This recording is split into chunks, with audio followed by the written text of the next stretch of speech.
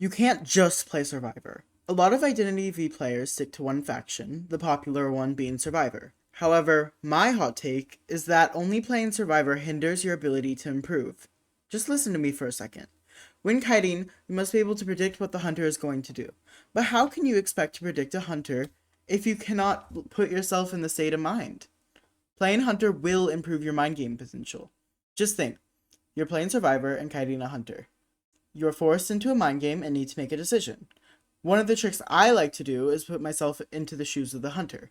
If I was playing that hunter, what would I do? Maybe I would use an ability. Maybe I would try to force a vault. I don't know. It depends on the hunter. But you can't know what the hunter is going to do if you don't play hunter. But this doesn't go just for Survivor players. This also applies to hunters. Hunters also need to do mind games to predict survivors. And without knowledge to do so, how can they expect to have good chase or camp? I'm going to show you a few clips that, and as a dual faction player, attempt to explain my thought process on both factions. I won't show any hunter clips right now because unfortunately I am still low tier because I am pushing for Survivor this season. But I will show Survivor, and I will try to explain the hunter's POV. Okay, so we are going to start as this game where I played prisoner, or what? Lawyer, sorry. I spawned Bigbo and the Bomb Bomb was chasing me, so I am just going to hard rotate him. My goal is just to like stay out of line of sight and not have to kite as long as possible. I realize he placed Peeper right there, so I'm a little cautious. I know he has to go around to chase me, and he now sees me with Peeper. And he's just gonna have to keep walking through. He tries to do that, and I'm a little wary about the hole. But he didn't go through it, so I ended up just taking the vault for the knee jerk. I know the moment he catches up to me, he's gonna try to get some bomb chains. I get my, speed boost from Flywheel, and then I keep walking. Right now it's just rotation, and now he has that bomb. My goal is to make it to the window, so I think I'm gonna try to flywheel the bomb and make it to the window. But unfortunately, I still got bombed because of the, like, vault. I take that for some speed boost, and then I know to avoid the bomb chain. I low-key just got lucky there. I'm now gonna try to force a hit, because I know if I stay in this area too long... Yeah, I forced a hit and then a transition. I'm gonna try to make it to a new area with good pallets. So I'm going to transition over to Little Boat. Just making sure to be mindful of the bombs and the bomb chains. He hasn't thrown any bombs yet, but you see a bomb there. And then I move out of the way just in case he tries to chain it. I'm not using any pallets because I don't want to use the resources in this area. I'm in this area to die, basically. My whole goal here is just to die here. I take this window vault, avoid the bomb chain. He has confined space, and I know that I'm going to go down here. So I just go to Little Boat to force him to have to vault and take as much time as possible. So there he is, he finally got us down, and we are just going to get Jared here. At this point in time, I know it's a little bit cooked, because I have a map, and I don't have rebound. I do know that the basement is Shack. And I don't know why. I made a silly little mistake, and I did go near Shack. I went near Shack after Shack. I'm just spoiling it now. I made a dumb decision. I went to Shack. And, you might be thinking, you threw the game. Why would you do that? But if you look at our ciphers, they're pretty far along, and I don't have borrowed time. And he has peepers. And I know this bonbon from, like, other ranked games. You guys might not know that. So I die in between basement and this chair. He either chairs me in that chair, and he, I can get rescued, but I don't have borrowed time. I don't really want to get rescued. That's not the goal. So I'm going to get taken to basement, and I'm just going to tell them to pop, because this bonbon does not have trait swap. And they're just gonna pop, and the toy merchant is going to be near the gate. I don't know why she's opening a chest, Loki. I don't know why she's opening a chest. but I'm just gonna show you the aftermath. He does catch up to them, but they managed to get the gate open. I'm low-key dead, so the replay is gonna stop in a second. But yeah, you see they get out, and then I pinged where the dungeon was, so the Gravekeeper just walks to the dungeon, and it's out. Okay, so going into this game, I am playing Luca on Red Church against Anne. I love getting chased by Anne on Red Church when I have Nijik. I'm just really good at hiding down on this map. So I see her cats, and I realize she's coming to me. I set up my connection real quick, because it's usually just like a guaranteed few seconds of distance. It's always worth setting up, in my opinion. And then by this point she has cats back up. I tried to avoid them there, barely didn't. I'm keeping an eye out for her red light and where she is. I see her there, so I'm gonna take this vault and use my knee jerk to get away. Barely not getting hit by that dash. I'm looking at my mini-map here to see like what distance I have. And I realize I have like just enough distance to make that. I do cut into my batter for a second here, which isn't ideal. She missed her cast. I think she was waiting for a jump, to be honest. And then I stun her after her jump and drop the pallet, so I am safe. That is three cats kited by this point. So I use my pallet for speed boost, and I know her cats are about to be off cooldown, so I just try to make a little bit of distance. I'm pretty much cooked at this point for the cats. So I'm just gonna drop this pallet to buy as much time as possible. Try to juke her, but I didn't eat the slip fruit this time. Okay, that's not funny. Goodbye. And I'm just gonna keep walking. I don't know why the batter was here. He like kind of scared me, Loki. I really don't know what I was doing there. I'm gonna be so for real. I think I thought I had more distance than I did. I did not have distance to do all that. And I felt bad because I was kiting on the Magician Cypher and I didn't want it to get like not finished.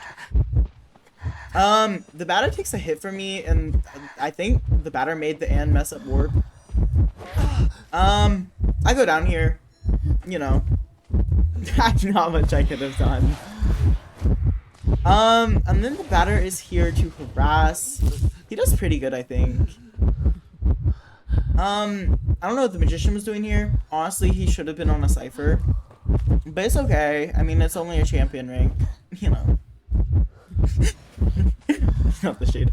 And then Anne throws cats and stuns the batter so he cannot harass. But that bought a lot of time. It would have bought more time for decoding if the Magician was on the Cypher. But you know, just a little shade. But it's okay. So I'm on the chair, and I'm really confused by this batter at this point. This batter's scaring me, dude. He had a wanted order that could have been really bad. But she's focused on the Magician rescuing, I guess. Magician gets a solid rescue right here with a body block. And I'm just booking it, to be honest. I want to get to Graveyard. I don't want to be in that dead area because I used a lot of the pallets. And I really don't want to die in her basement. Thought I dodged that cat. I'm gonna be so for real. I realized what she was doing a little bit too late, but I still got a little bit of my knee jerk. And then I'm gonna transition around Shack, because that is the only place I can go at this point. I know her cats are back off cooldown in a few seconds, but she uses her warp. And then she uses cats, and I am dead, I think. Oh no, I get that clean stun. I forgot about that. And then I'm dead. And then I'm dead. I just go die in a corner to buy time. I felt really bad at this point, because I didn't know the batter was following me. So I died where he couldn't really harass. And I also died on the Cypher. I felt so bad at this point. I knew I was kiting on the Cypher, did not know I was kiting on the last Cypher, and I didn't know I was kiting with the, I didn't know I was kiting into a corner with the batter trying to harass. But you know, it worked out. Acrobat got a free rescue, and I realized that she is just trying to pressure the Cypher. So I'm gonna go over here and connect the Cyphers to start decoding. I'm gonna speed it up a little because she actually doesn't, she like completely switches off of me for a little to pressure the Cypher. Yeah, okay, I need to make this faster. And I get the Cypher to like a solid like 50, 60, while the other Cypher's pretty far along. And at this point, she realizes she has to come after me. My Cypher's too far along. I'm like, oh, she on me. And I have to run. I know that Cypher's close to being prime, but it's not prime, so it can't go down. I get a really clean stun there, and then I drop that pallet. The batter calling for focus almost killed me, Loki. But now I'm just gonna call for focus. She uses warp, which scared me, and I just took the broad time speed boost to graveyard. At this point, I'm just trying to buy time. I'm just pallet spamming. There's not much I can do. When I'm dead, I'm dead. And those guys already have gate guaranteed at this point, so I'm just trying to kite for points. I ate the slip soup fruit at that point. Okay, I need to stop. It's not funny. Then I go into Red Church, and I am here. I am really upset at this point because I did just waste my window vault, and I walked into the cat that I almost dodged. But we play a little mind game through this window, and she messed up her dash like a little bit, so I managed to not get stunned. And now we're just playing a mind game for dungeon. And I try to go far to get rid of her tinnitus to make her think that I'm going somewhere else or something along the lines. She messes up her cats. I don't know why. And at this point, she could have just used cross at this window, but she messed it up, I think. And then I just started walking to the dungeon with my son, and she just surrenders. Yeah. Okay, this is gonna be winged without a script, because I feel like I do better without a script. I am going to explain how my knowledge on those hunters helped me in those kites, because I feel like I should have done this in my last video. I'm so sorry I didn't. It came off like really confusing, I think. So I'm gonna try to do this a little bit better this time.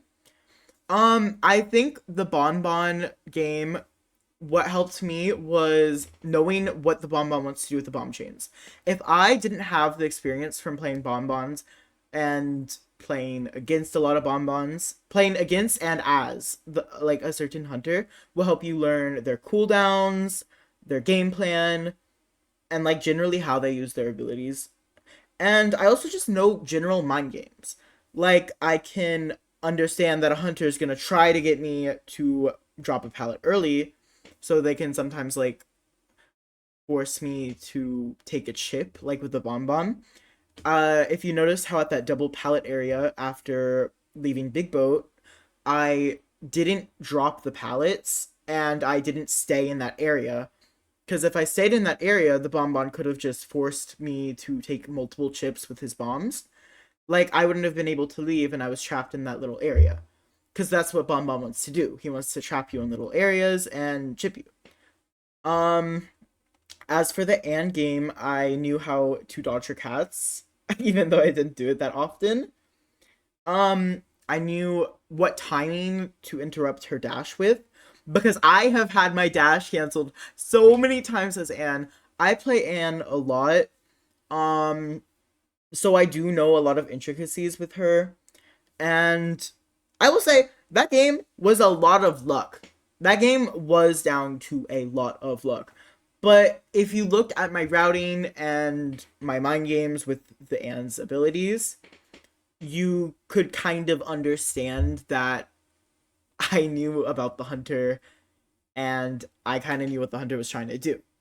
If you don't play hunter, oftentimes you just won't know what the hunter is trying to do. You'll be like, the hunter's chasing me, I'm so scared. But you won't know what the hunter's trying to do while they're chasing you. I hope I made that clear enough, and I am going to get to my wrapped up thoughts section. Thank you. Well, now that you understand how playing both factions can improve your overall game sense, I implore you to try a new faction next season. Is there maybe a specific hunter or survivor you struggle with? I find it's easiest to learn to counter a character when you know their game plan and like what they kind of want to do with the mind games and their ability usage. So go, learn that annoying hunter that you can never seem to kite. Just maybe they might become your next guaranteed 5-cipher kite.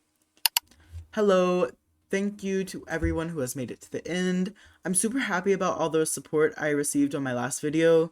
I really appreciate everyone who interacted with it, and if you enjoyed this video, please feel free to like and subscribe if you are interested in more.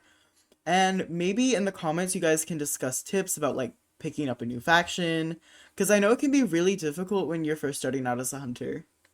Okay, bye!